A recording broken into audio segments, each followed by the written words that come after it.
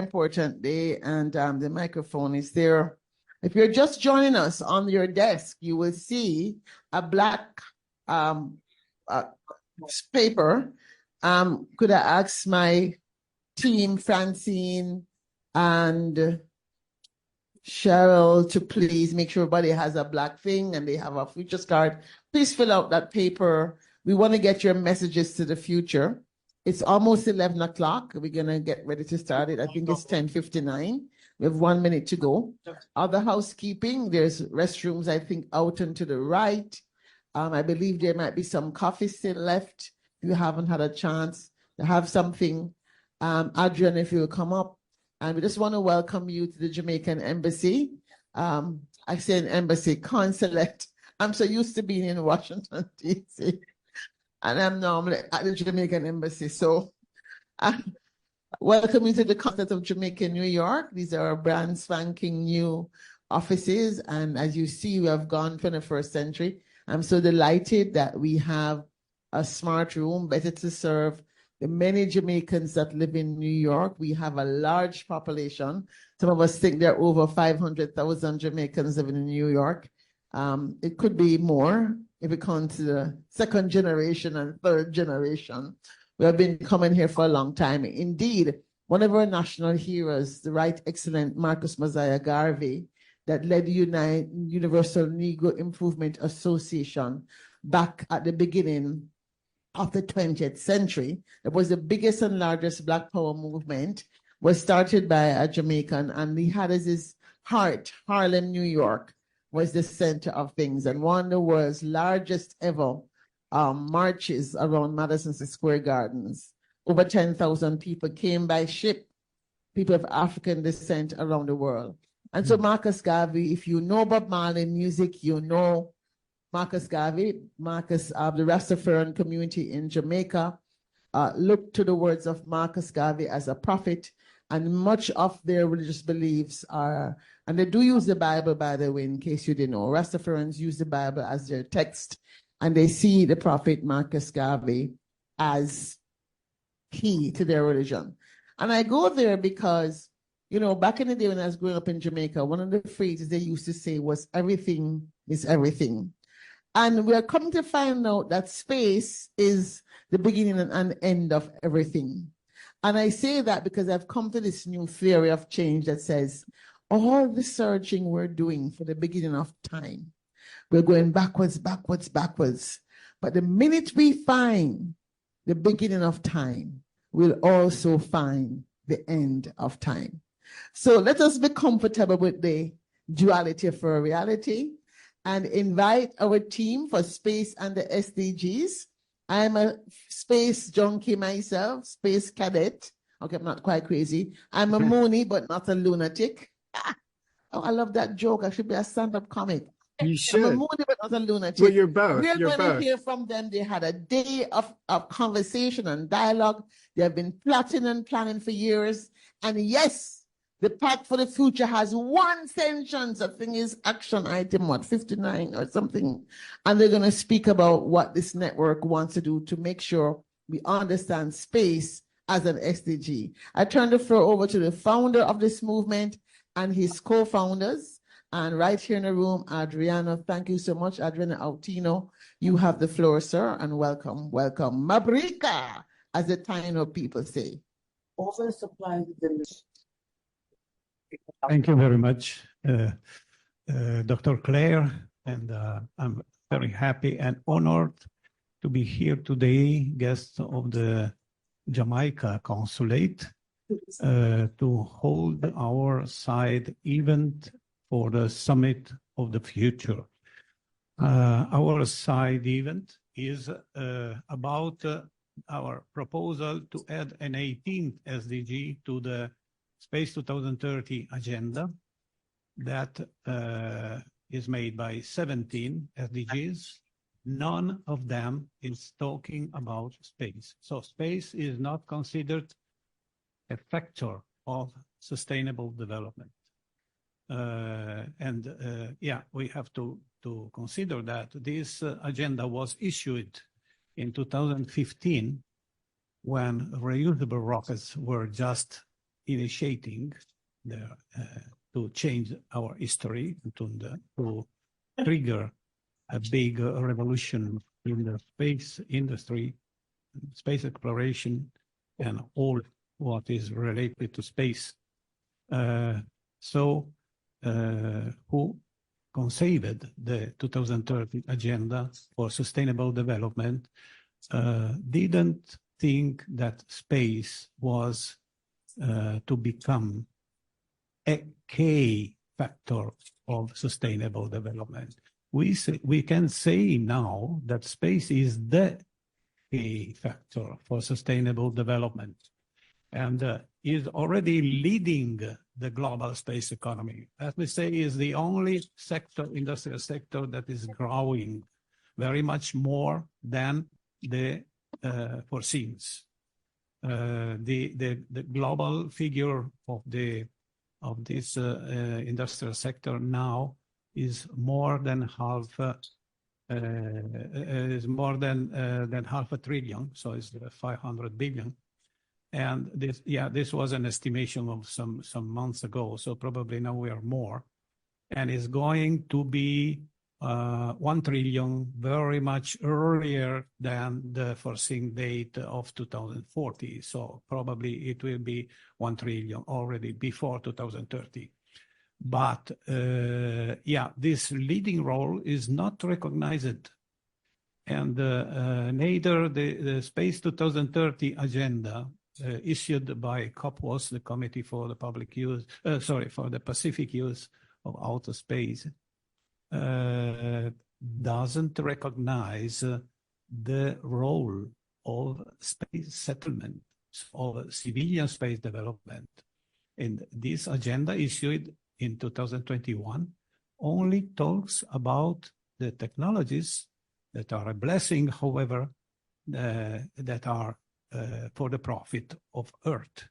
And so the satellite technologies, we talk about GPS, about communication, about disaster preventing, and all of these very, very worth and useful things.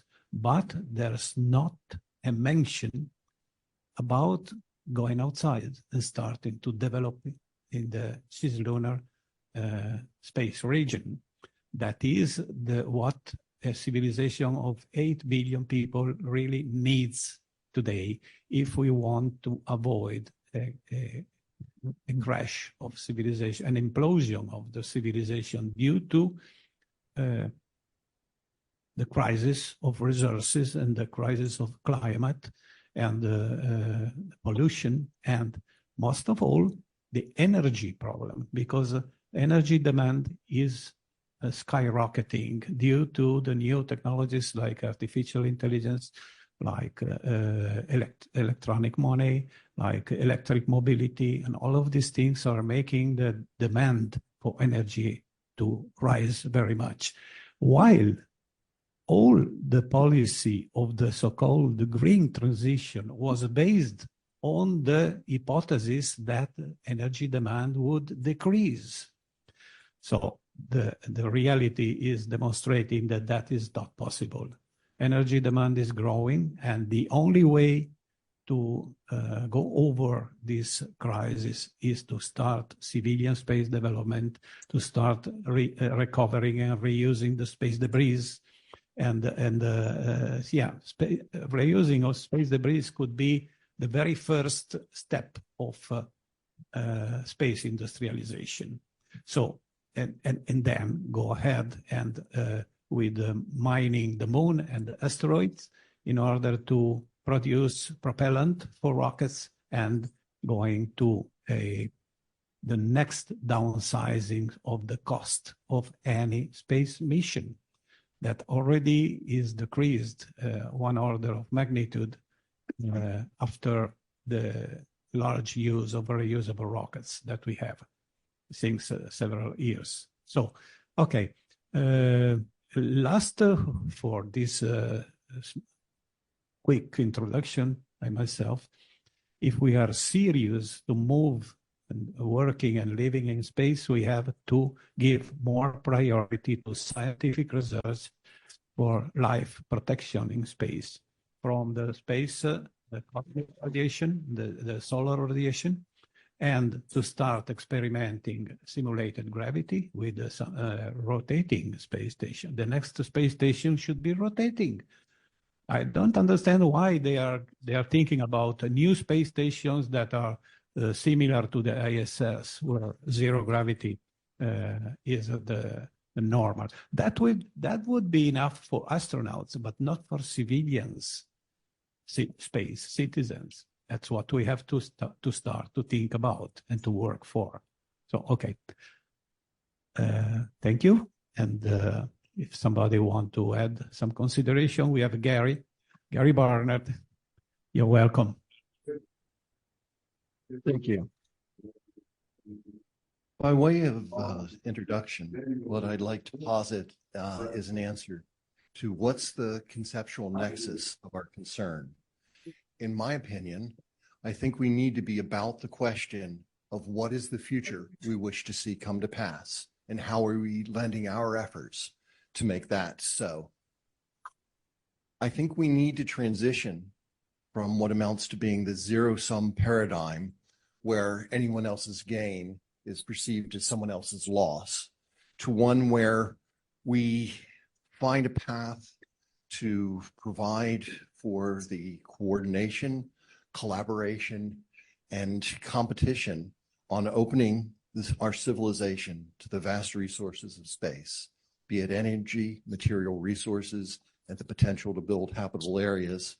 We must harness these resources for the dramatic betterment of humanity, and in order to be the best stewards of our planet Earth and life as we know it. I think that's our charge. That's our call to action. Thank you. Awesome. Thank you so much. Ari,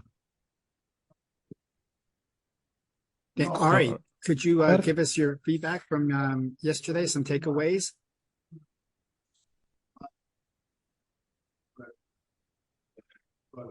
Ari is that on Space for Humanity, right? Well, thank you so much, Adriano and the Space Renaissance International.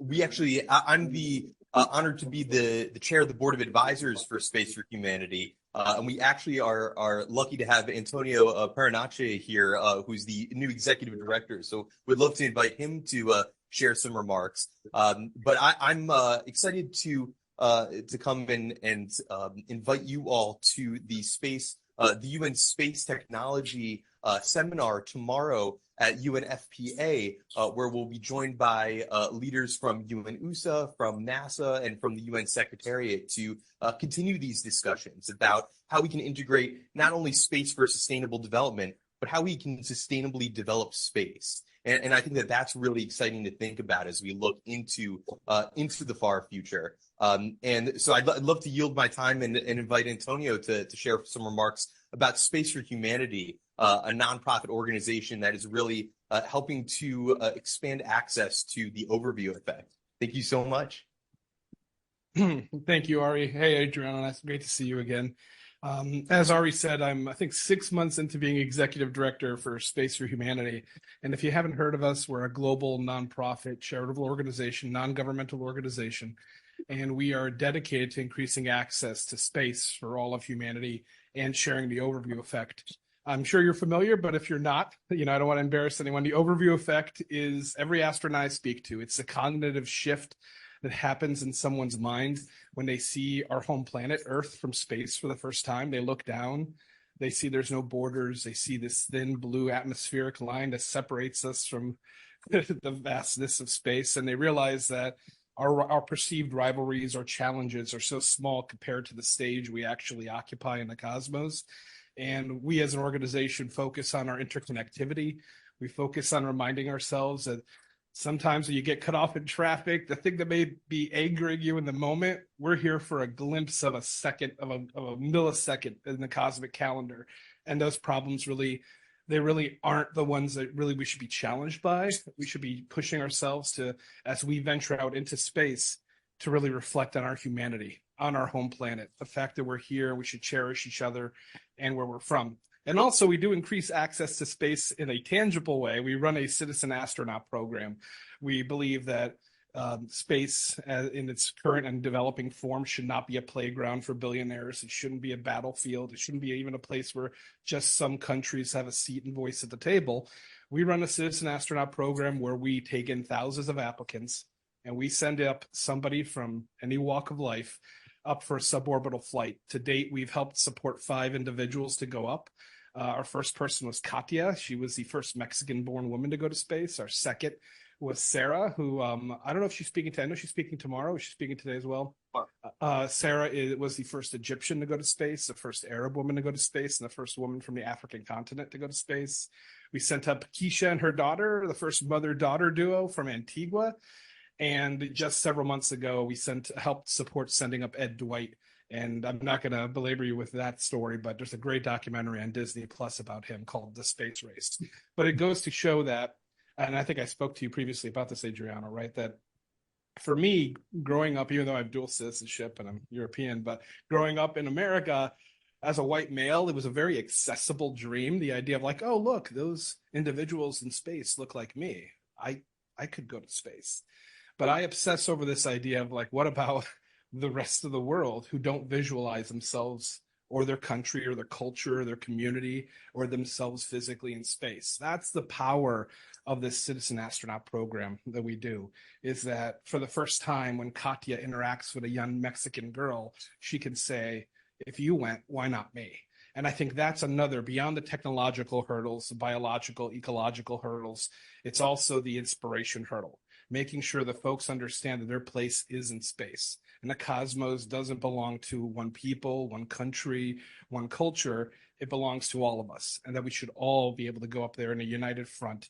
And I also like to think, leave some of the rivalries and some of the hatreds and some of the problems we have here on Earth as we solve them here, and not expand those with humanity. So those are my 2 cents. Thank you, Ari, for calling me up here. Adriano, thank you for everything you're doing.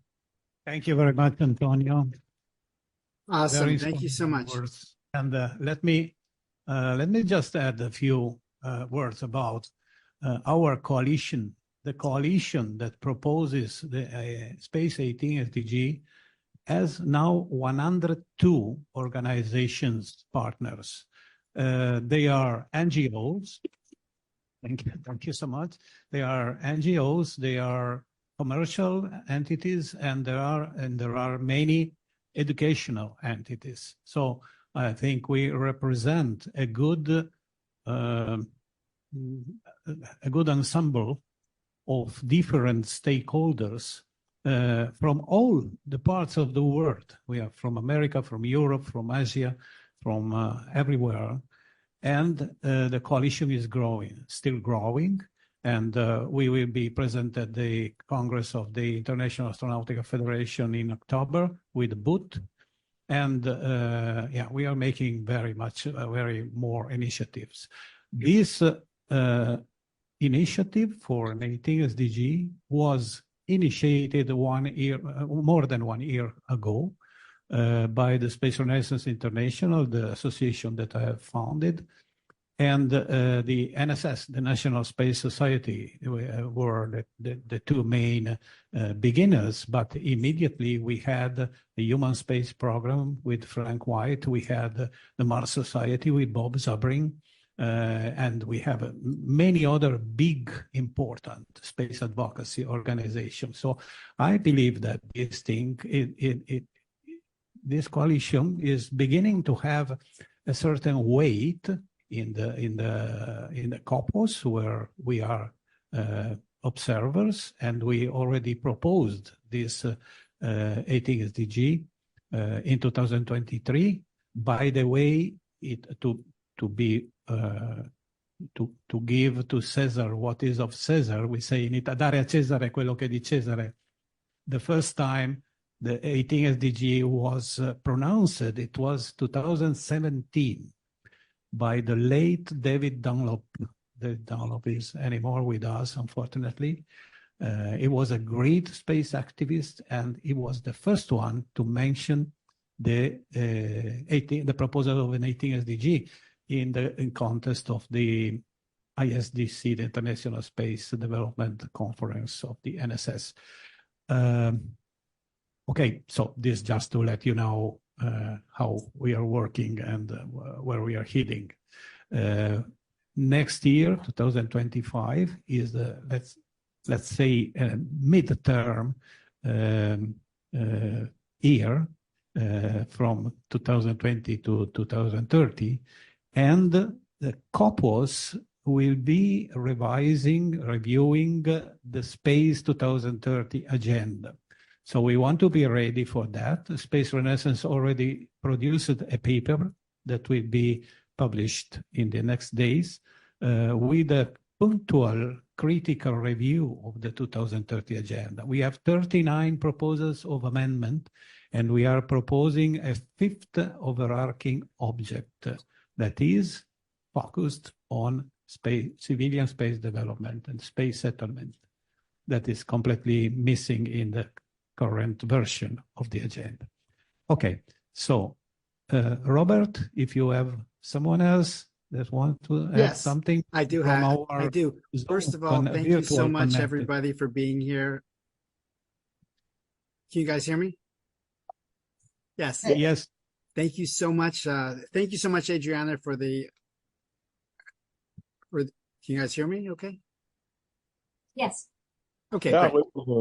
All right. So thank you so much, Adriana, for your inspiration, for your leadership, for pulling this whole coalition together, and now over 102. I want to just thank once again our amazing host, Dr. Claire Nelson, for bringing us into the embassy, the Consulate General for the United Nations. Here we are, and we're so happy that brings space to the Summit of the Future through none other than the Future Forum. I mean, what a better platform to be able to do this and to be part of this entire amazing day. So good morning, New Yorkers, good morning, Americans, good morning, Jamaicans, and good morning to all 193 fellow nations that we're bringing this message of space sustainability to, because this is a space that we all share together, literally. We have so many amazing speakers here to be able to talk to you about how we're going to contribute to that. And we talk about this being the first day of the action days, and we believe in action now. We had an amazing session yesterday, over 10 hours of thought leaders from all over the globe coming together. We'd like to share with you just some of the recommendations that emerged from the session that Adriana chaired yesterday, and bring that to all of you as we prepare to bring it to the Pact of the Future shortly during the final day of World Space Week. So we talked about the overview effect here a moment ago, and we have none other than the person who literally wrote the book on the overview effect. So I'm pleased to introduce the brilliant space philosopher and dear friend of mine, Mr. Frank White. Hello, everybody. Can you hear me all right? We can hear you terrifically. Okay. For some technical reason, my image is not showing up, and we don't know why. But I would like to share a little bit about the relevance of the overview effect to the whole idea of an 18th SDG. And that is just what the Space for Humanity team is doing. When you see the Earth from a distance, that shows you why Space for All is so very important. Because, oh, it looks like my video is coming on. Asking you shall receive. So I don't know if it's on, but I did just start. Oh, there I am. Okay. Thanks, everybody. Yeah, so the ability to see the Earth from off-world, as we might say, or from a distance, creates a shift in thought and in feeling. And those who've had it truly understand the other 17 SDGs. The other 17 are about an interconnected world in which each event that occurs on this planet affects every other event. So poverty and hunger are linked. The environment is linked to every other SDG and so on. And the other important aspect of the overview effect is that it really brings us to the notion that the experience of seeing our planet from a distance would reinforce the emotional commitment to the 17 Sustainable Development Goals. It is emotion that causes a change in behavior, and each one of our goals requires a change in behavior and action on our part. One other aspect of Space for All is that if you begin to see more and more people living off planet and more industry moving off planet, it will benefit the Earth because the stress and strain that we put on the environment will be relieved. So there's so many aspects to the space perspective or the overview effect that it really should be seen as a context or container for all of the other Sustainable Development Goals. And Adriano is totally right when he says that leaving it out is really going to make it difficult for the other goals to be achieved. So that's why we want an 18th Sustainable Development Goal, is to help us achieve the other 17. So I will leave it at that. Obviously, we could say a lot more, but that's the overview effect perspective. Thank you so much. That's wonderful. We could say a lot more, and we're going to say it very quickly. Dr. Nelson has given us the UN has only given us 75 minutes. So we have just about a half hour to have quite a number of other speakers. So I ask everybody to be very quick, but we do have a celebrity in the room. So if my dear friend Mike Mungo and astronaut Dr. Proctor could make their way to the microphone. And meanwhile, if we, as they're doing that, thank you so much, Frank. We talked about how everything's connected. So one way we connect that is connect everything in a multidisciplinary fashion, as we heard. You being a space philosopher, you know that quite well. So we have Chantal, the first woman to play, actually the first person that plays artwork on the moon. And Chantal, if you could give us your quick interdisciplinary perspective, and after that we'll hear from Alma, and then Dr. Proctor and Mike Mango. Oh, hello, everyone, and it is an honor to be here today. I really support the 18th SDG as an overall, a collaborative effort to look at the 17 SDGs and find solutions through the space industry. I have a background with the National Space Society, which has been promoting space settlement for over the past 40 years. And one of the most important things that we find is all of the resources in space that can help us here on Earth.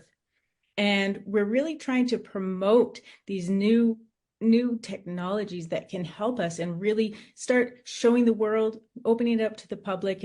And what we find is a new avenue through bridging culture and creativity as well. And it starts getting our imagination to grow, and we start to be able to think of this in different ways and engage with the general public in different ways. And we know that we have solutions for poverty with and we have different energy sources and stuff. And so I love the fact that we're going to unite everybody to figure out how we can bring this 18th SDG in and start showing people what space really does have to offer for the world. And, you know, the overview effect that Frank has experienced is just a wonderful way to show that there are no borders and that we can all work together to collaborate on this mission. Thank you. Wonderful. Thank you so very much. We appreciate all the work you've done in inspiring all of us, especially young girls and women, to shoot for the stars. And is Dr. Proctor there at the front? Robert, this is Robert. Hi, this is Mike Mongo. How are you? Good. Thank you so much for being there, My dear guy. friend. Thank you. Yeah, Dr. Proctor's right here, and she's gonna speak next. She's Okay, giving me great. and All right. I'm super happy to be sitting next to the first artist to be selected as an astronaut. And thanks to you, she's here. yeah. Thank you for bringing her Yeah. to into our assembly. And Robert and Thank I you. get to see each other all the time in Cape Canaveral, so that's nice. He helped me the other day when I broke a bottle of ginger beer at the grocery store. And the reason I broke a bottle of ginger beer is because my family is Jamaican. That's funny. And from Brownton and Trelawney. And so Baccabush, really. And I'm only here because Dr. Proctor said, "Hey, you want to go hang out at the UN over the weekend?" And I was like, "Okay, yeah, let's do that." And here we are, and I'm honored and proud to be here. I am. It's my joy to let all the students in the world know that tomorrow's jobs are in space, and that they have permission to imagine themselves living, working, and playing in space. And in the U.S., there's this thing that we do. We tell all the students that they can be whatever they want. They can be an astronaut or they can be president, and that's all great and terrific, but there's a whole world here, and that's the important truth. And so until you've traveled the world and told students in a place that they never would have imagined themselves being at the UN or being whoever they want. Usain Bolt, it was raised on yam, and now he to the world he's brought it for us. And he's just one example. We never know which student, what room we're talking to is going to be the next person who changes the world for all of us. I mean, Dr. Proctor, when you were a girl, Dr. Proctor was born in Guam, and her daddy worked on the Apollo mission. And now here we are, and she spent 3 days in space. And when we talk about this all the time, and representation and permission is the game, and that's what we get to do. It's an honor to be here, and I see old friends, and here we go into the future. Thank you. Wonderful. Thank you so much, Dr. Proctor. Thank you so much. Thank you. It's such a pleasure to be here and to see familiar faces. And I feel so fortunate that in 2021, I got selected as an artist to go to space. And I did that by writing a poem called Space to Inspire. And I just want to share, one nugget from that poem for you, where I say, we have a moment to seize the light, Earth from space, both day and night. We have J for justice, to ignite the bold. We have E for equity, to cut past the old. We have D for diversity, to end the fight. We have I for inclusion, to try to make it right. A Jedi space to rally behind, a universal force so big it binds, inspiration to change the world, a new beginning for us to hold. And thank you. When I was thinking about this, what I wanted to say for the Inspiration for Prosperity seats, this opportunity to get the golden ticket to go to space and experience the overview effect. I immediately thought about, of course, my family and my dad being a hidden figure, working at the NASA tracking station on Guam, and his love of Star Trek. And when I was thinking about Jedi space, it's a Star Wars acronym, but it's a Star Trek meaning. And that whole idea of us boldly going together, and how do we do that? And so when I think about creating Jedi space, it's not about, space, outer space. It's about the space here. How do we create that just, equitable, diverse, and inclusive space for all of humanity so that we can boldly go together into this new frontier? And so when I went to space and I got to experience the overview effect, just like Frank said, it transformed me. It transformed me in a way that even now, I can't believe, because I discovered Earthlight for myself. And it impacted me in Earthlight. If you don't know what that is, it's the beautiful light that's coming off of our planet. And when you're in low Earth orbit, you literally get bathed in Earthlight. And all of that energy that's coming from the Earth transforming sunlight into the life-giving, nurturing energy that we need to be able to survive here on Earth. When you experience that from low Earth orbit, it fundamentally transforms the way you see our planet and the way we're connected. And it causes you to have a love for the planet that was always there, but you didn't appreciate it in the same way. And the way that I can express this is through moonlight. We just had the supermoon, right? How many of you saw that? You know, when you think about when you walked outside and you saw that moon and you were walking in moonlight. Think about how that impacted you psychologically. And this is moonlight, and the moon's 3 days away. Now imagine being in low Earth orbit and being bathed in Earth light. All the light on my face here is Earth light. And you can think, you know, the moon and moonlight can have that impact on humanity since the beginning of human existence. Now we have to get ourselves to that point where we can understand the impact that Earthlight and the overview effect has on us psychologically to make a difference for our planet.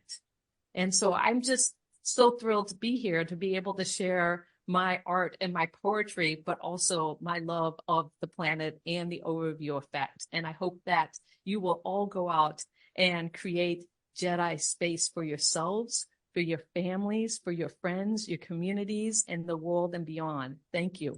Wow. Thank you so very much. Now we're all bathed in you. Big shout out to Frank White, who we love very dearly. Everyone in the world says overview effect right now, and it comes from him. Pow, pow, pow.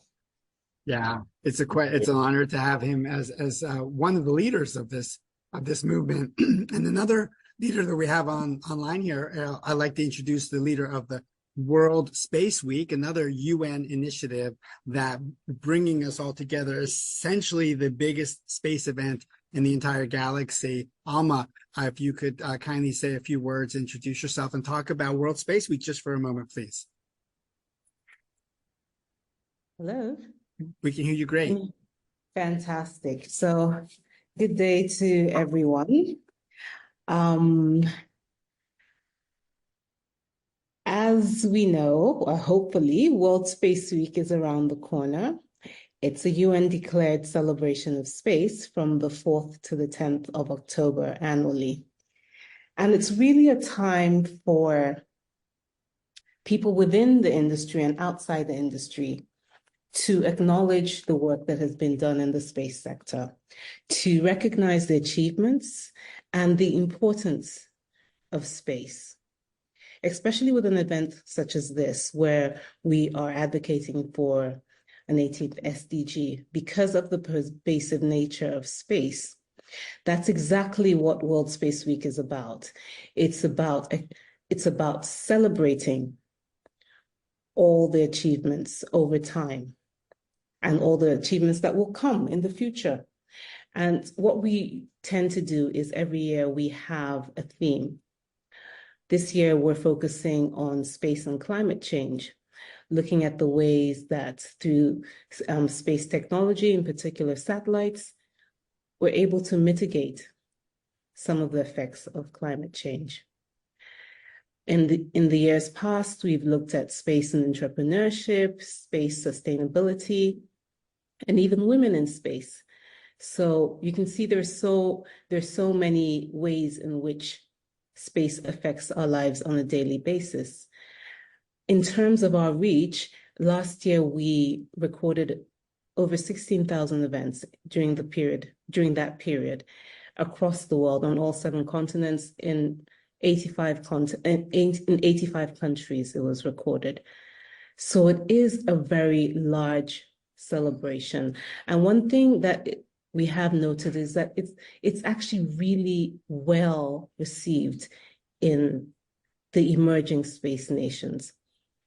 They're able to celebrate and appreciate space in a way that is contextually relevant to them.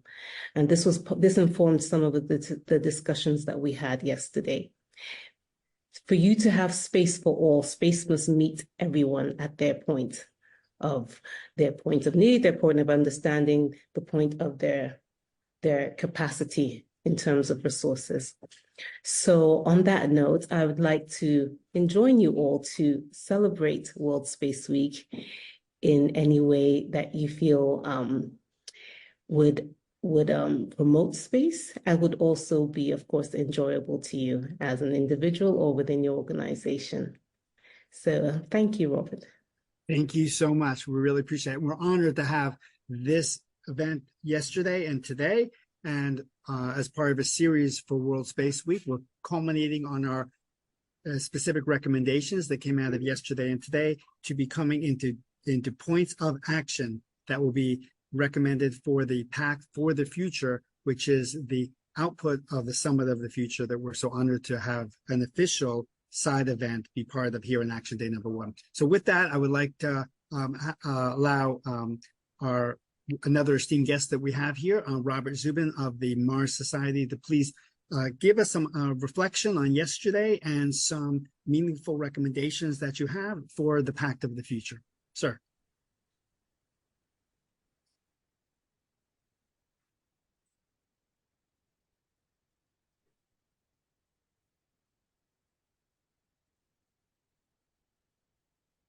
Okay, well, we'll be swinging back to him.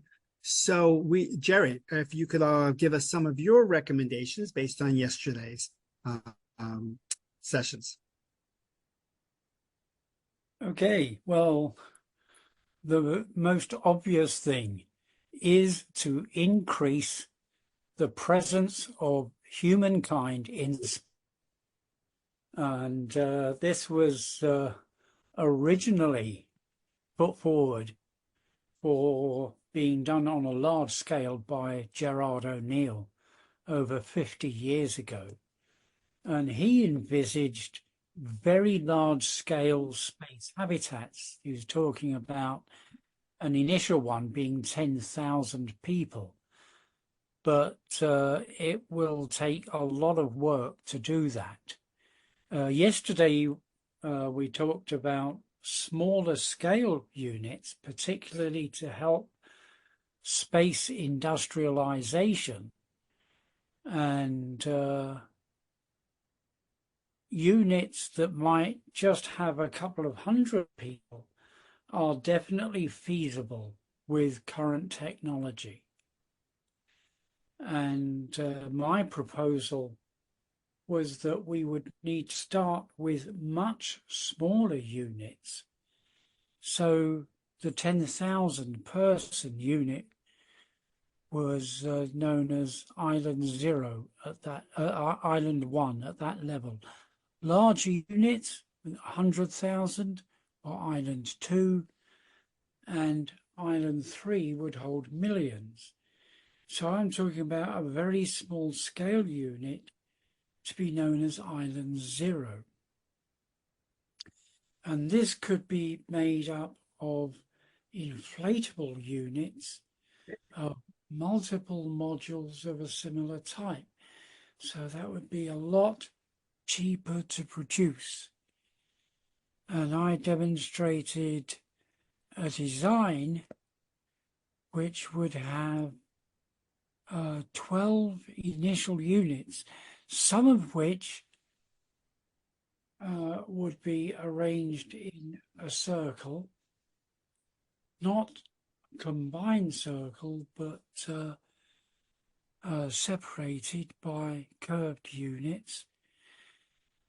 And some of those would have other modules closer to the central hub. That means they would provide simulated gravity at lower levels. So we could have 0.9 G, 0.8, 0.7 simultaneously. So we could do medical research at different levels simultaneously. Wow, that's amazing. Thank you so much, Jerry, for for sharing. We're eager to make that all happen in reality. So many technical challenges, but we have the smart people on the case to be able to do that. We'll meet some of them here in a moment. We're going to start by Dr. Paul Webos. If you could kindly give us your insight very quickly on what some of our recommendations should be for the Pact of the Future. My big picture recommendations we discussed yesterday. I hope it was recorded. But today, when Alma and Adriana both started with climate issues, one of the many, many areas where space technology can make a huge difference if we do better on the SDG is specifically with climate. In fact, this happens to be an area I know. I've spent more time on climate in the last 10 years than I have in space. I was the person who handled climate for Senator Specter, who was on the key committee in the Senate. And I worked at the National Science Foundation. And what I learned about climate is totally different from anything you have heard. And one reason why we need a space SDG is that many, many people in the space community are willing to get their hands dirty with technical reality and find out what's really going on. And every one of our major goals requires more of that. Climate change is an example where there are opportunities far beyond anything you have heard, which is known by some of the people in the space community. I think Gary Barnhart may still be in the room. Yeah, great. He's labeled as Adriano too. I was really excited when the IEEE Power Society asked me to find out what do we really know about climate. When they asked me to lead that effort, I discovered the truth is radically different from what the UN policymakers have been told. There is real technology which could solve our problems quickly, but there are also risks bigger than anything you've ever heard. And if I could share my screen just very briefly, it doesn't have to take a lot of time. If I have permission to share a screen. Just very briefly, we have 60 seconds left. Okay, so this is a minor matter. We're talking about whether humans live or die. And the question is, I need to try it again. I think there's a computer. Oh, wait, can you see it now? Yes, we can. Okay, near the top, you'll see a website, buildaworld.org. That belongs to Gary Barnhart. And there's a block on climate, and that includes a link to the very best information from the world's #1 expert on extinction of life on Earth and on ocean currents. So if you go to that website, look at the risk paper, but there are also new opportunities which come from the space community. People in Europe are saying, you have to stick with dirty polluting fuels or you can't use renewables. And it turns out that's wrong because they don't know the new renewable technology. I learned a lot of it from Gary Barnhart, and that's why I cite his website. It turns out there is new solar technology, which is very well proven, which could radically change the world climate situation. But the information has to come up from the technical people who can pay attention to it, to the policy people. There's a gap in communication. And the #1 reason we need an SDG for space is it would help create a mechanism which could focus on serious technical challenges, but also bring in people who are technically creative and not bound by the bureaucratic nonsense we've seen in a lot of these international activities in the past. Thank you for your patience. Thank you so much. And so if Stefani could make the way to the microphone, please. We would love to hear some feedback from you and some recommendations for the Pact of the Future. We have maybe Cheryl Gallagher. Oh, Cheryl are in the room. Excellent. Please, Cheryl.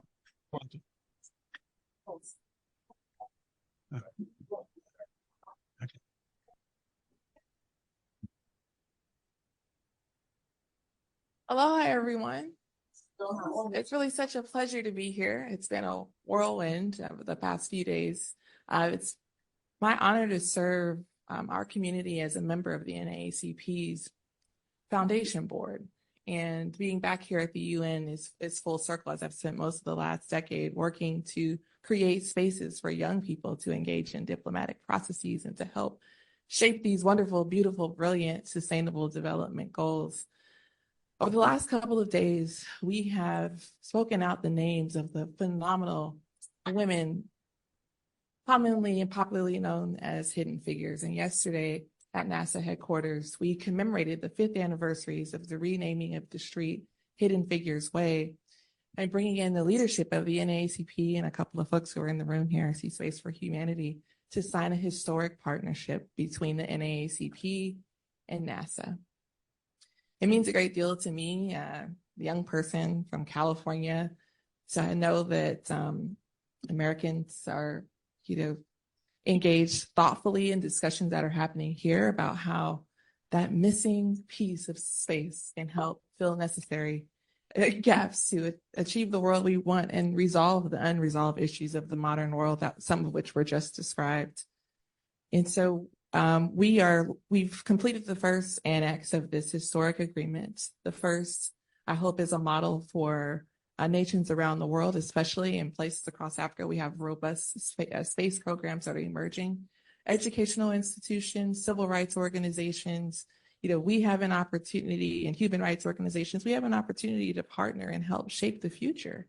And so we're really excited. For nearly 50 years, the NAACP, as one particular organization that I work with, though there are many, has been cultivating grassroots leaders in the arts through our AXO program, the Afro-Academic, Cultural, and Technological Olympics, where you see beautiful and diverse young people competing. As we said yesterday, it's something beyond basketball and baseball and sports, but in technology. And so one of the things that we're going to be working in partnership to do is to increase opportunities for young people to participate in our AXO programs and expanding into categories like aerospace. And then we're going to tackle some of the things that we talked about in the SDGs. We have a robust environmental and climate justice movement that they're going to be participating in, and we're going to be talking about expanding equitable and an inclusive economy and economic opportunity for people across the nation to engage and participate. And so this is just the first step in one of many, and we're really looking forward to being a part of those conversations and partnering with institutions like NASA and the UN Office of Outer Space Affairs.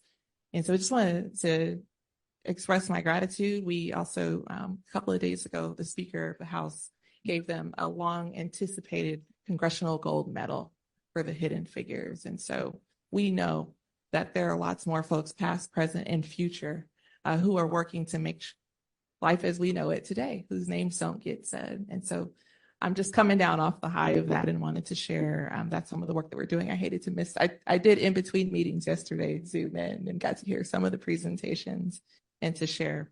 But thank you so much for this movement, and really delighted to be here over the next couple of days to participate. Thank you so much. We're so honored. Thank you to very have much. Here. Thank you. Now, in the room, I see some person that maybe would have something to say. We have Cheryl Gallagher from Asgardia. We have Ben Gamble. Wonderful. If you like also to say something, please reach the desk and I will give you the floor. Yep. So we have just a quick check. We have 15 minutes because there's an amazing series of programs still coming as part of the Futures Forum and Dr. Claire. So if everybody could be about just a few minutes, and then we have a few more folks online. Thank you. Hi, thank you very much. I'm Cheryl Gallagher. I'm best known as an activist for Asgardia NGO, but I represent a number of organizations that are also quite laudable. And my comment today, I'll make it very brief, is that listening to everybody, I hear several words over and over and over again as we go through: inspiration, community, and collaboration.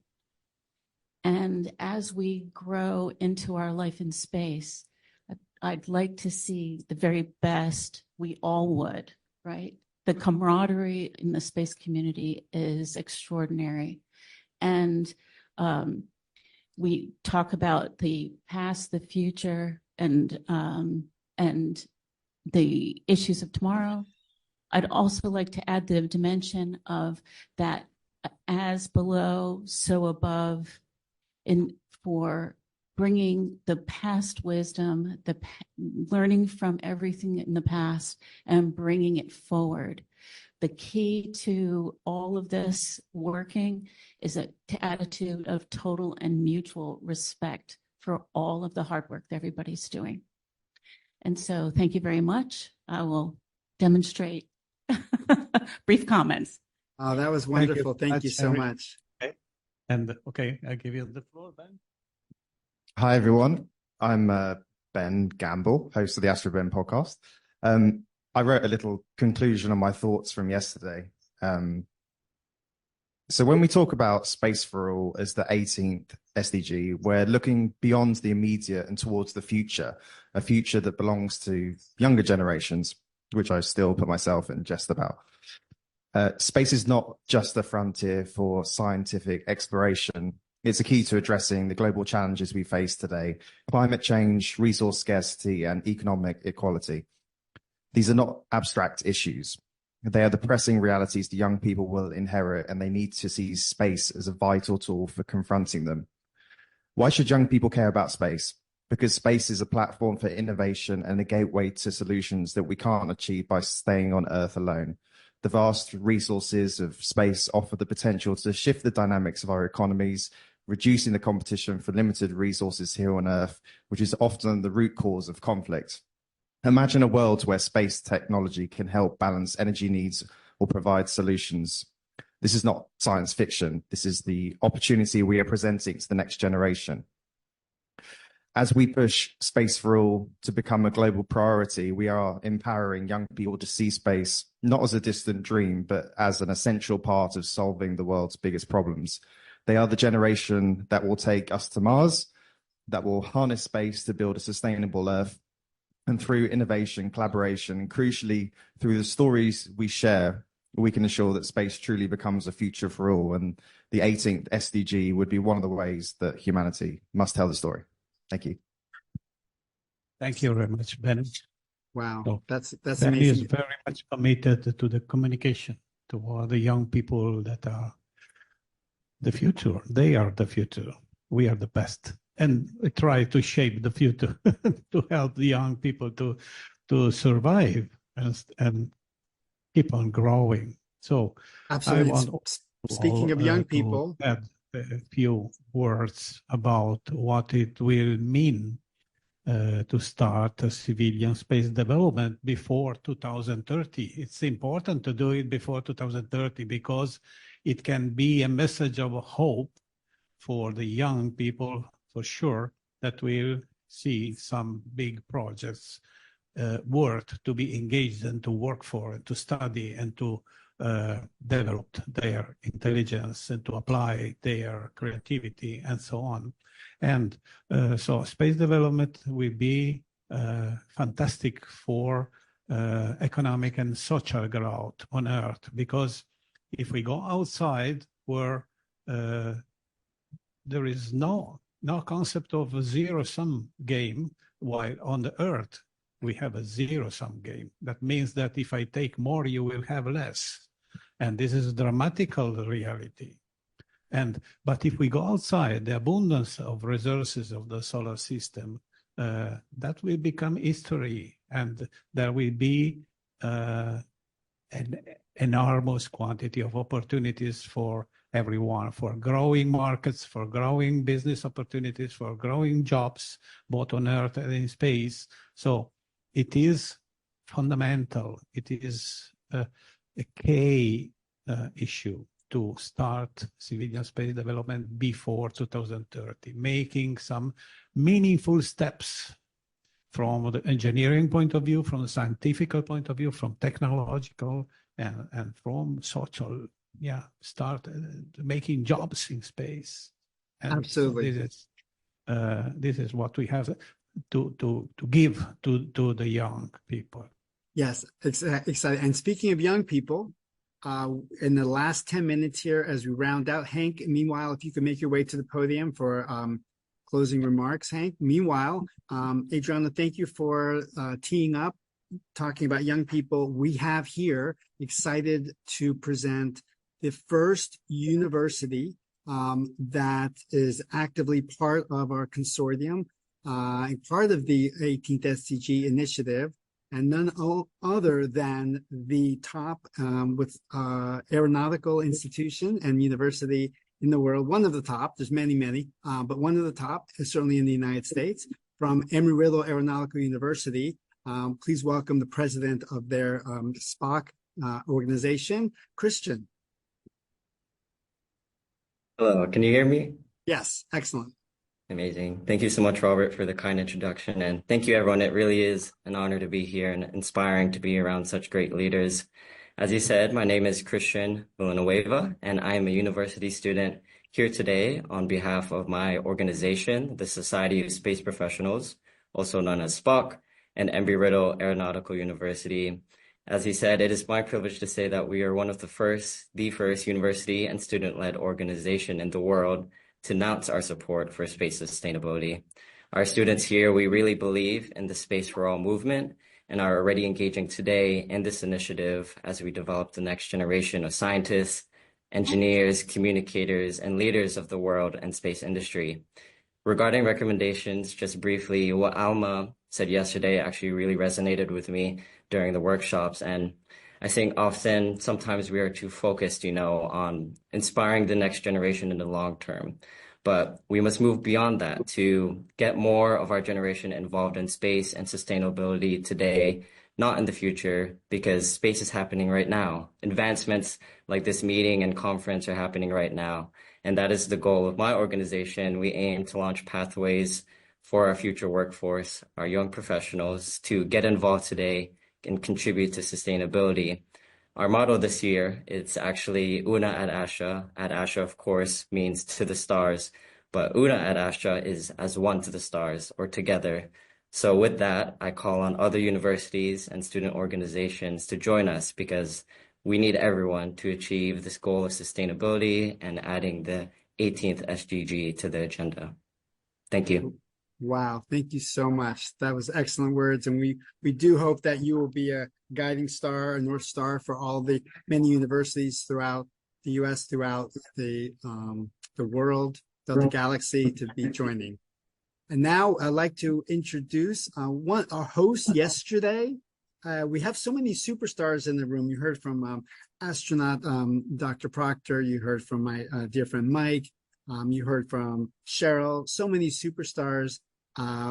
This is indeed a real live one. I'm pleased to introduce our host yesterday, who brought everybody together and supported the initiative and supported the summit that Adriano started last year. This is the second annual we had yesterday.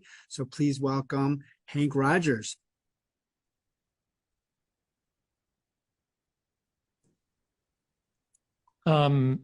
So my name is Hank Rogers. My mission number 3 is to make a backup of life as we know it.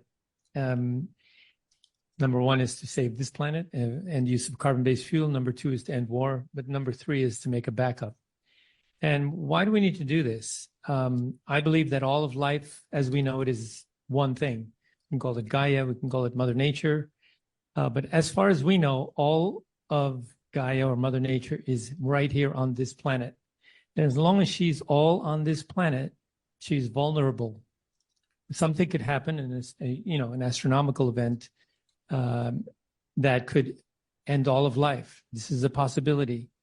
And we know that life, as we know it, tries to live everywhere on this planet. And the most inhospitable places, you will still find life there.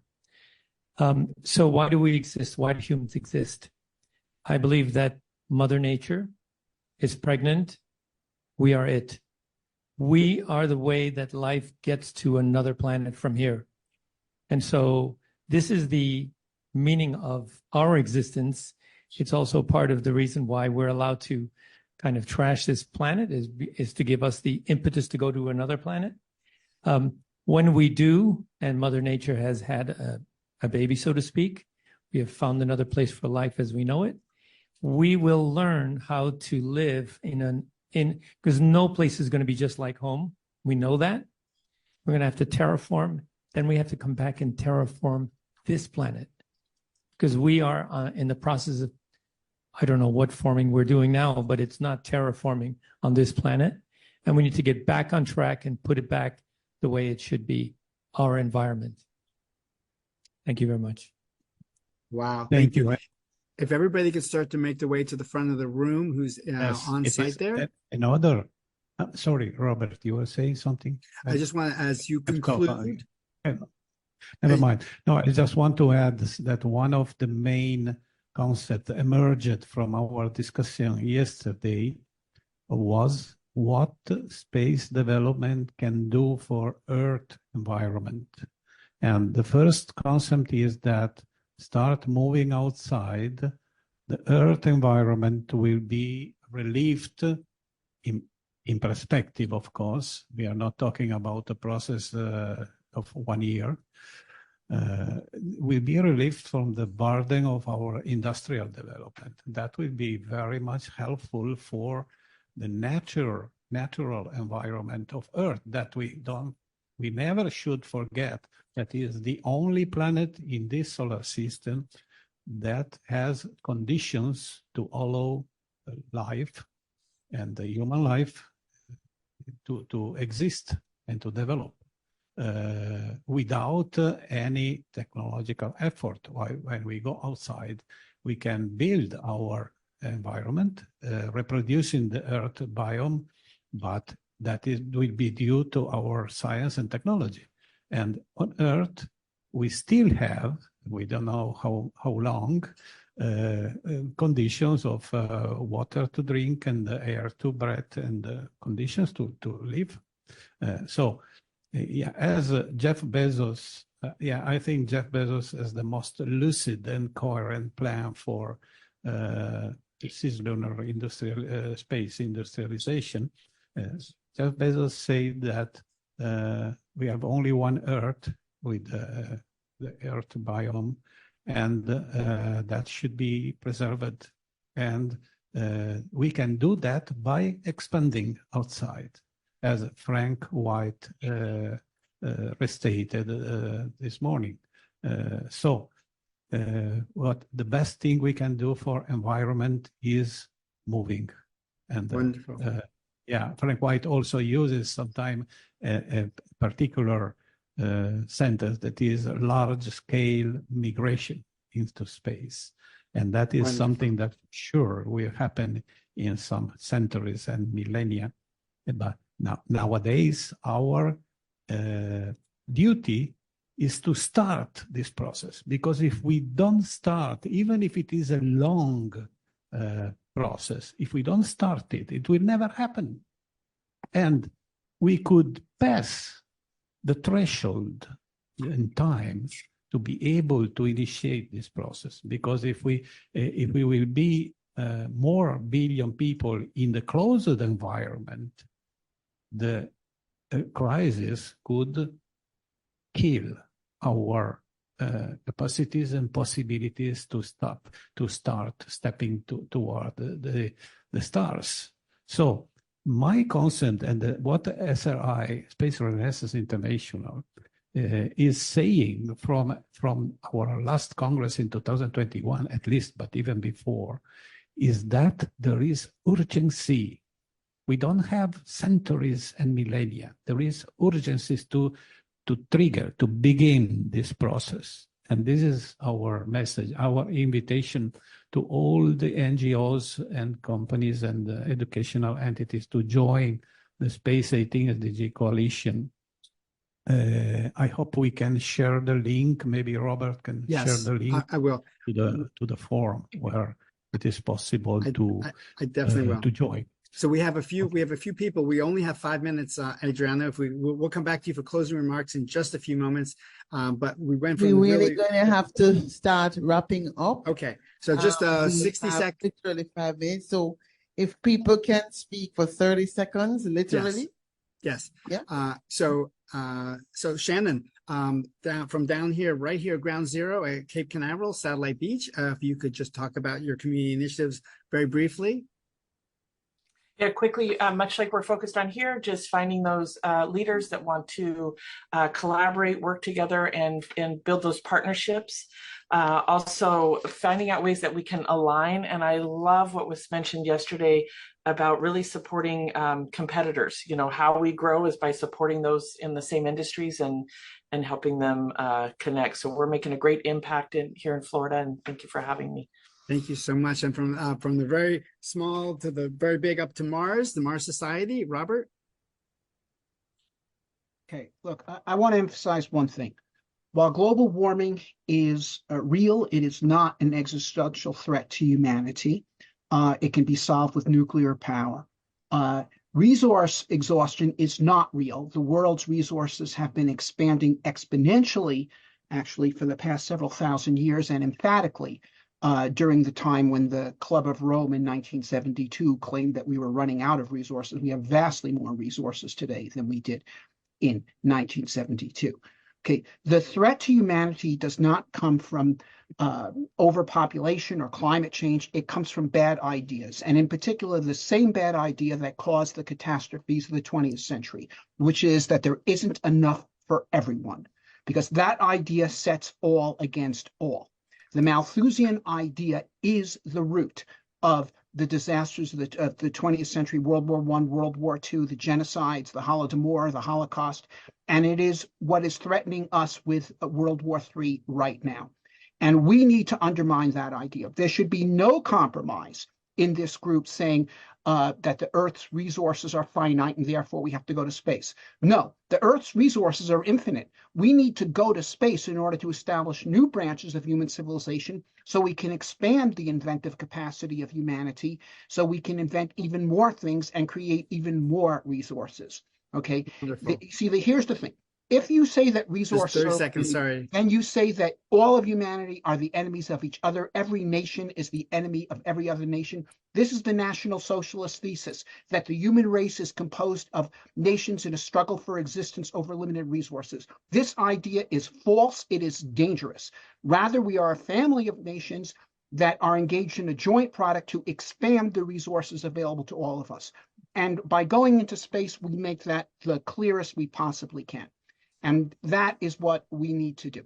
Awesome. Thank you so much. Thank you so much, Robert, the Mars Society. And we are so honored to have all of these amazing thought leaders here, bringing them together. Adriano, thank you so much for your leadership in doing so and bringing us all together. So we'd like to have just a quick 30 seconds from Adriano, and then I'd like to hand it back to Dr. Claire, who's wonderful host today, and bring on the other amazing program she has for the rest of the day. So thank you, Adriano, for your leadership. Thank you for everybody that made this happen. Gary, Hank, everyone. Oh, okay. I've already spent my 30 seconds before, so I just want to renew my call to support the Space 18th SDG proposal, because that is what will maybe allow the space discussion to expand into real society and not only among the space community. We need to talk to the real society, explaining why civilian space development is so necessary and so urgent. This is something that people doesn't understand. If you go on the street and you talk about that, they will. Also, they don't know about UNOSA and COPUOS, the UN branch of space. People doesn't know about that. And it's our duty to make it known and to let them understand that in the UN, there is something discussing these things and trying to enhance the space legal system and so on. So, okay. Thank you.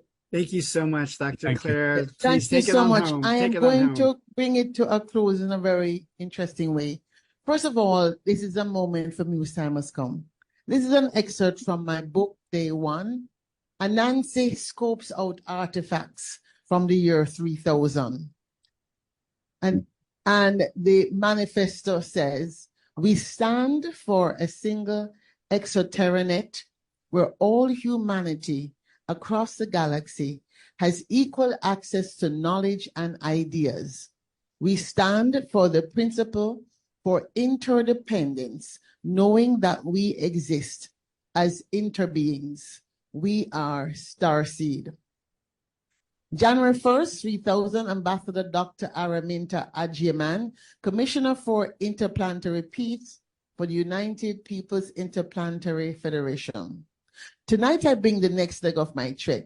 This is not the first time traveling the circuit across all of our settlements to Alpha Centauri, but it will likely be the last time and the best time, since my mission is to finalize arrangements for the 100th anniversary of the Space Goodwill Games scheduled for 3035 CE.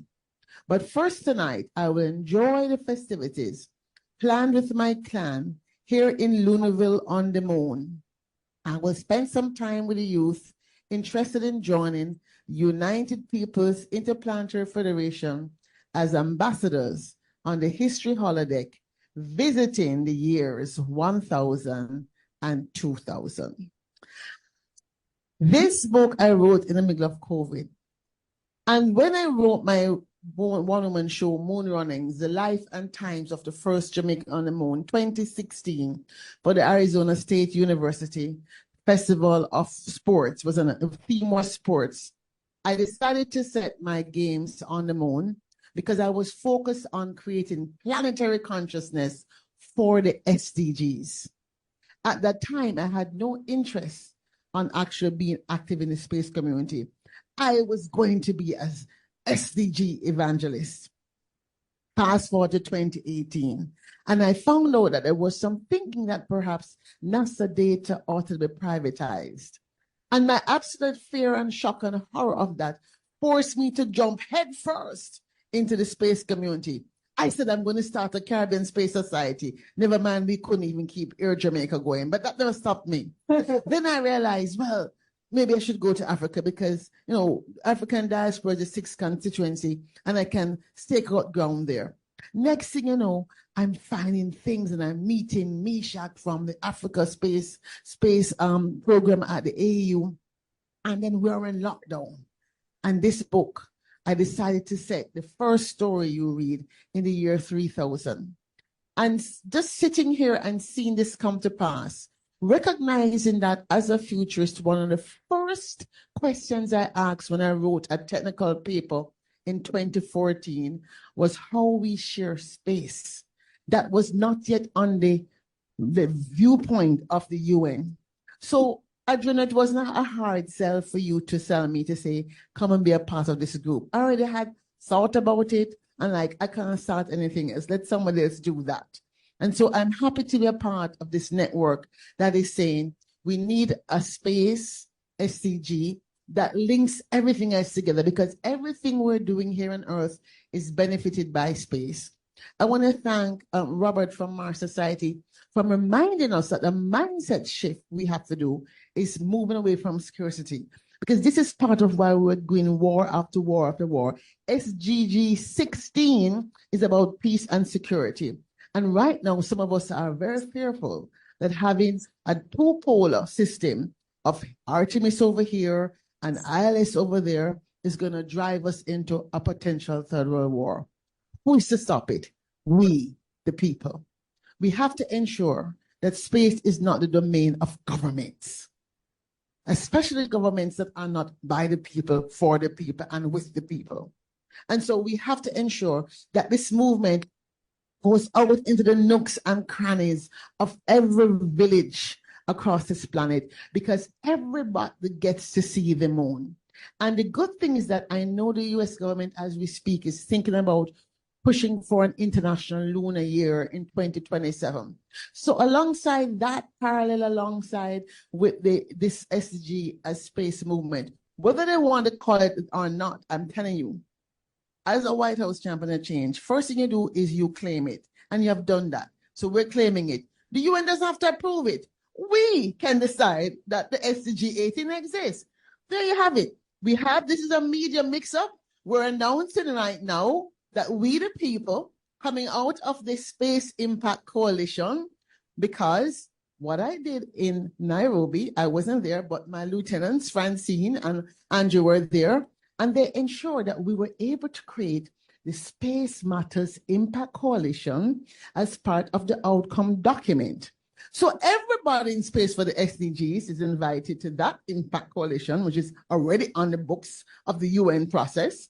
And therefore, civil society can simply state, we are establishing a people-led movement for space to be SDG 18. And this is the action, the first action we will take. And why do I say that? Because my story in 2016 has proven that when you write a story and you believe in it, we can manifest that story. Because here am I, hanging out with the likes of, Simon Proctor, Air Force pilot at the Analog Conference every May, and trying to do an analog research station, not only in Kenya, but in Ghana and probably Mauritius. Who tell me I can do that? Do I have any money? No. But we manifest by first dreaming and then moving in the direction of our dreams. So I want to commend you, Adriano.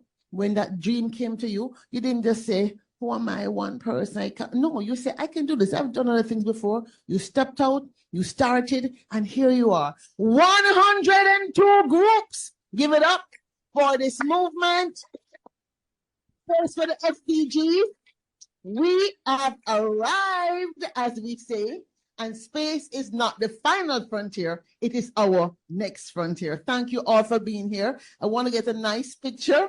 Who's going to take it? I don't know. I think Ari. But you guys just get a picture. Let's kind of get the people in the screen in the picture as well. We can everybody on the screen can turn on the video, please. And then everybody who spoke today, if you can come up and get a nice picture, I would like that. And while you're organized, let me tell you, next up is the women's movement, the Futures Hive. We'll be putting out a platform, and I know you're able to stay silent, feel free. And that was going to show we need Ari in the picture. We need Ari in the picture. So technology. So you're welcome to stay and get a sense of that platform. Non-Jamaica would say, "Uno smile up on yourself, please. Get close. Nobody here don't smell bad. Come on, smile up on yourself.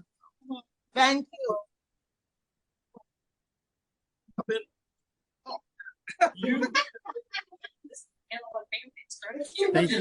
Thank you, everybody. Thank you. Thank you. Great Frank. job, Robert. Thank you, Shannon. Thank you, Robert. Thank you, Alma. Thank you, Gary. So please make sure we're not covering any of the folks at the bottom of the screen. Everybody's in the photo. This is the footprints, guys. Okay, there we go. That's it. Go behind the picture. Okay. Who's taking a picture? Right here. 1, 2, 3. 1, 2, 3, smile. I said, one love Jamaica to the world. I agree. I'm so happy to say Jamaica have launched this movement. Let's play some reggae music. On the boat, right? Think so. I just took a picture from his website there. Oh, Kim is here. Kim Material. Yes. From the Space Prize. Come up, Kim. Okay.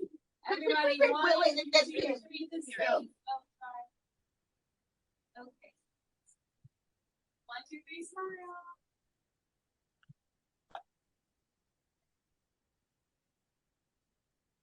Hey, where do we go from here? One